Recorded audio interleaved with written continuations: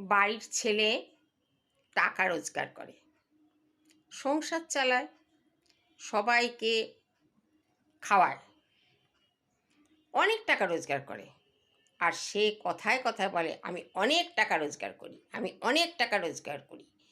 এই যে টাকা রোজগার করে বলে সেই রোজগারটাকে কিন্তু সে গুরুত্ব দেয়, কিন্তু সংসারে প্রচুর কিছু জিনিস আছে যেগুলোও কিন্তু গুরুত্ব দেওয়া দরকার। সেগুলোও কিন্তু কম গুরুত্বের জিনিস নয়।